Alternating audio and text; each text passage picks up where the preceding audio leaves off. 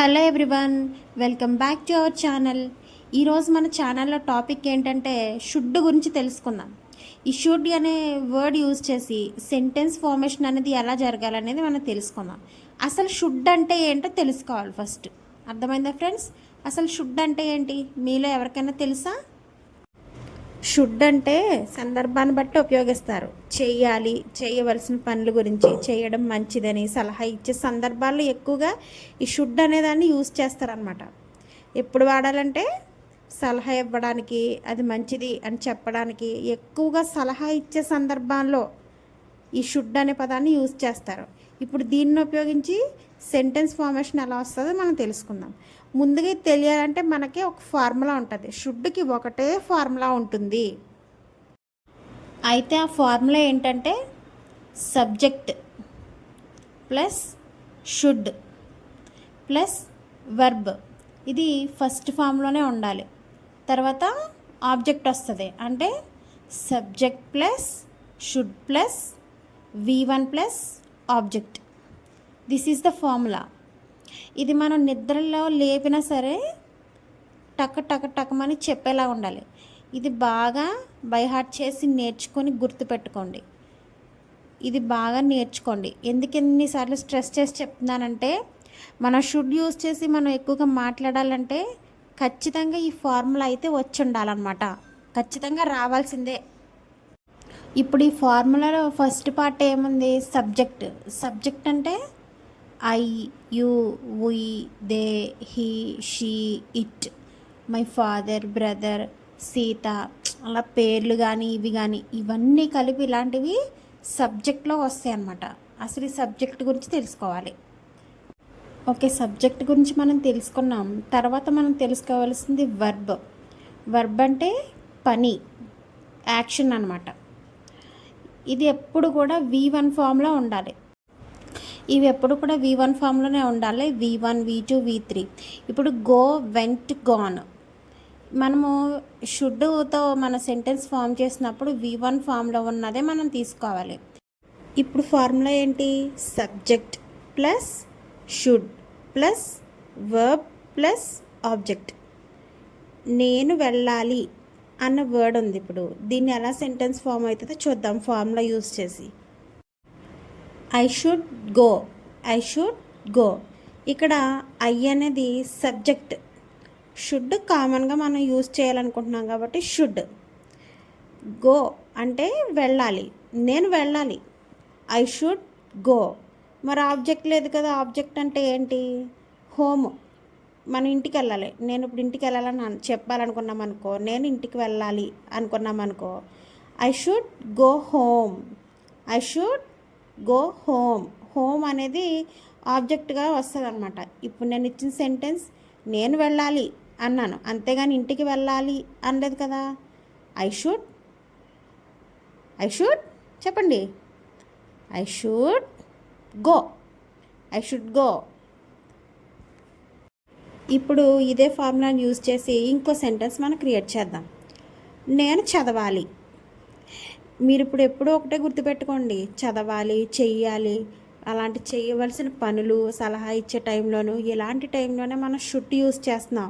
మన పిల్లలకి ఇప్పుడు నువ్వు చదవాలి అని చెప్తాము, లేదంటే నేను చదవాలి అని చెప్తాము ఎవరికైనా. అప్పుడు ఏం చేయాలి? సబ్జెక్ట్ అంటే ఐ, తర్వాత షుడ్ యూజ్ చేయాలి. షుడ్ కోసమే మనం మాట్లాడుతున్నాం కాబట్టి. తర్వాత వర్బ్ ఫామ్ ఏమొచ్చింది? చదవాలి అనేది స్టడీ. I should study.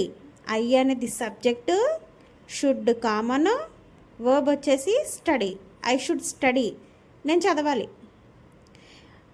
నువ్వు చదవాలి అని చెప్పాలనుకో, అప్పుడు సబ్జెక్ట్ ఏమొస్తుంది? ఐ బదులు యూ పెడతామన్నమాట. యూ షుడ్ స్టడీ అని అంటాం. యూ షుడ్ స్టడీ అని అంటాం.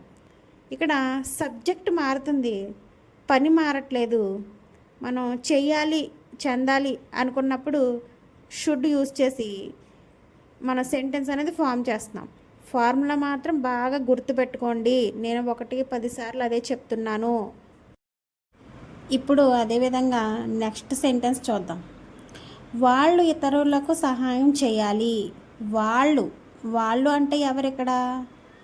They should help others. వారు, వాళ్ళు, అప్పుడు ఏమొస్తుంది? దే వస్తుంది. సబ్జెక్ట్ ఏంటి ఇక్కడ? They. Should common, they should help. Help చేయాలి మనం. హెల్ప్ ఎవరికి చేయాలి? అదర్స్కి. హెల్ప్ చేయవలసిన పని కాబట్టి verb help, helped, helped. Help అనేది V1 ఫామ్లో మనం తీసుకోవాలి కాబట్టి help. They should help others.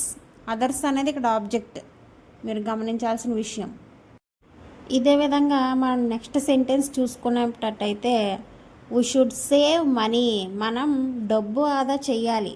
మనం అంటే వీ, ఇది subject. I, we, you, he, she, it, they ఇవన్నీ కూడా సబ్జెక్ట్ అని నేను వీడియో స్టార్టింగ్లోనే చెప్పాను.